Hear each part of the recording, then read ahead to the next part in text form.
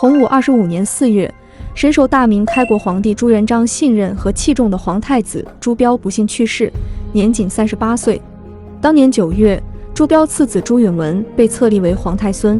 洪武26年2月，蓝玉案爆发，大批开国勋贵被清洗，尹国公傅有德、定远侯王弼、宋国公冯胜又相继被赐死。朱元璋得意地对朱允炆表示，现在兵权都交到了戍边亲王手上，以后你既不用担心北元犯境，又不用担心权臣篡位了。然而皇太孙却问了一句让皇祖父扎心的话，诸王可以抵御北元，谁来抵御诸王呢？老朱惊呆了，自己儿子还靠不住吗？于是他反问朱允炆，你觉得该怎么办？朱允炆说，以德怀之，以礼治之，不可则削其地，又不可则变治其人，又其甚则举兵伐之。对于朱元璋来说，朱允炆的方案环环相扣，可以说考虑得非常成熟了。事实上，朱棣篡位以后一样要削藩，使用的方法和朱允炆在这里的说法基本大同小异。然而朱允炆嘴上说的漂亮，其实心中一直存着将藩王一棍子打死的念头。这从他和东宫官属黄子成在皇宫东角门的对话就可以看出。惠帝为皇太孙时，常坐东角门谓子成曰，诸王尊属，拥重兵，多不法，奈何？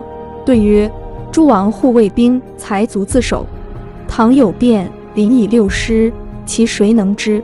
汉七国非不强，足抵王灭。大小强若是不同，而顺逆之理义也。太孙视其言，因此朱允炆登基之后，立刻找到黄子成，表示要践行当年东角门之约。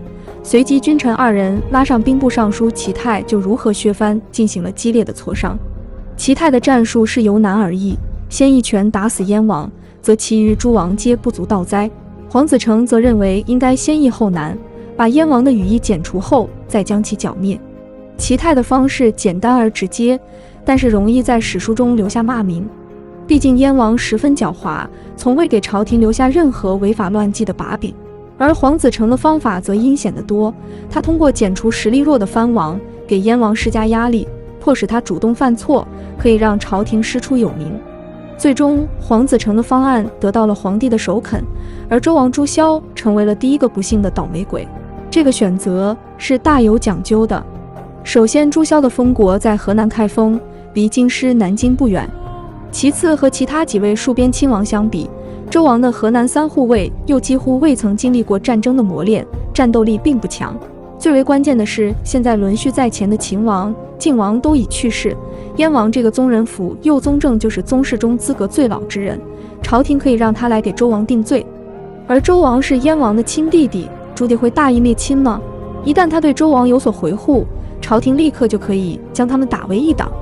当年8月，曹国公李景隆以被边为名率师北上，中途突然包围周王府，将包括朱萧在内的州府宫眷全部捉拿回京，同时一封敕书送往北平，让燕王出面给周王定罪。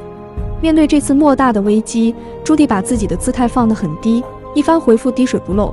若周王萧所为，行迹爱美，信念至亲，屈垂宽待，以全骨肉之恩，如其记著，祖训俱在，臣何敢他意？臣之于义，唯望陛下体祖宗之心，扩日月之民，施天地之德。一番话恳测深挚，把建文帝都说得感动了。朱允炆把信给齐泰、黄子成看过，说：“我看这事就到此为止吧。”朱棣让朝廷结结实实的一拳打到棉花里，反而把自己弄得有些狼狈。不过朱允炆话虽如此，后续动作却一点也没有放松，只是换了一套打法而已。在此后短短几个月时间内，北平3司高官全部换成了朝廷方面空降过来的自己人，燕王护卫则被调往开平，甚至连燕王府长石可成等人都被策反。而朱棣的对策是什么？束手无策，甚至把自己仅有的3个儿子朱高炽、朱高煦和朱高燧都派往京师去做人质。然而朝廷收手了吗？朝廷派人分别进驻开平、临清、山海关，对北平形成合围之势。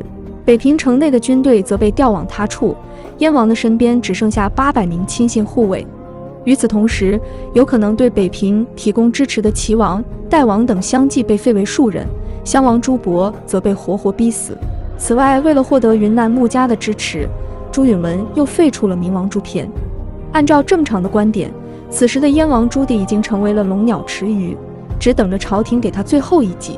然而被逼到死路的燕王绝地反击，凭着800护卫奋起反抗，依靠其镇守北平20年的崇高威望，迅速控制北平城。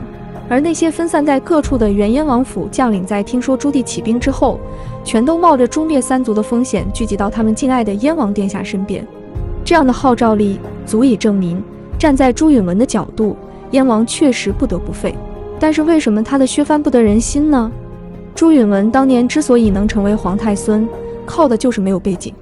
朱元璋在清洗了五勋集团之后，留了一个亲王戍边、曹国公、长兴侯、武定侯等少数勋贵辅政的朝堂架构。在这个大框架下，各地亲王互相牵制，五勋居中策应，可以说将内外平衡保持得非常好。然而朱元璋低估了江南地主集团的实力，这些人在洪武朝饱受打压，但却把宝权压到了皇太孙朱允炆身上。他们之所以支持朱允炆，也是因为朱允炆没有背景，方便操纵。明朝的五勋集团天然就会站在朱允通一边，因为朱允通是常遇春的外孙，蓝玉的侄孙。而朱允炆没有这样的后台背景，就只能寻求文人集团的支持。我们来看看建文朝大臣都是哪里人。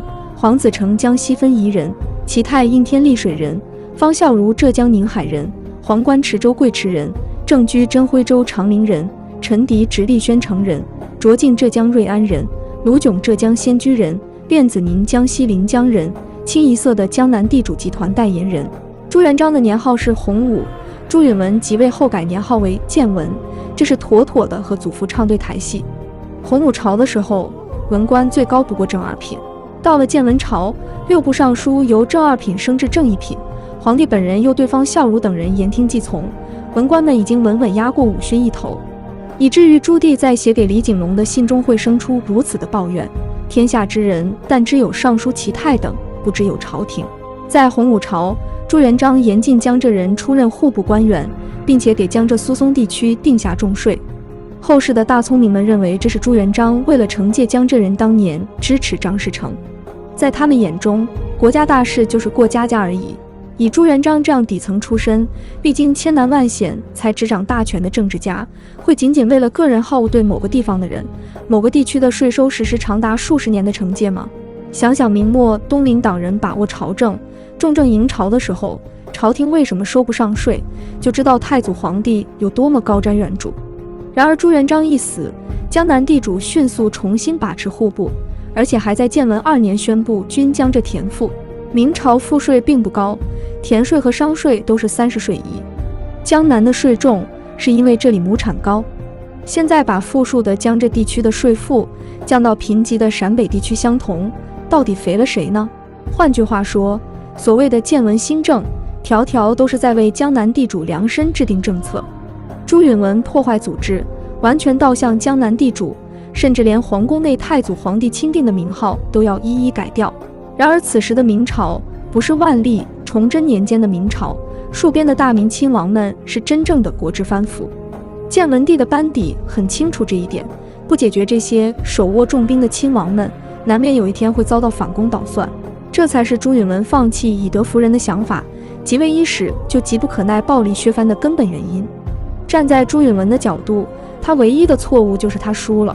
朱允炆的削藩手段其实老辣又狠厉，燕王朱棣最惨的时候，身边只剩下了800护卫，靠着这点人几乎没有希望造反。然而朱允炆没想到五勋集团的反弹会如此猛烈。朱允炆和朱棣之间的这场皇室内战，本质上是江南地主集团和皇族五勋之间的斗争。朱允炆在靖难之初，为什么让善于守城的长兴侯耿炳文为帅，而不用善于野战的武定侯郭英呢？无非因为耿炳文是他妹妹江都公主的老公公，而郭英是辽王的岳父，信不过罢了。为什么朱棣登高一呼就能应者云集呢？因为所有五勋都知道，再不拼命就要被文人们骑到头上了。倘若燕王起兵失败，一定还有另一位勇于反抗的亲王。一旦皇族和五勋失败，可以预见在方孝孺这般忠臣的操弄之下，明朝财政很快就会出现问题，明末乱局会提早出现。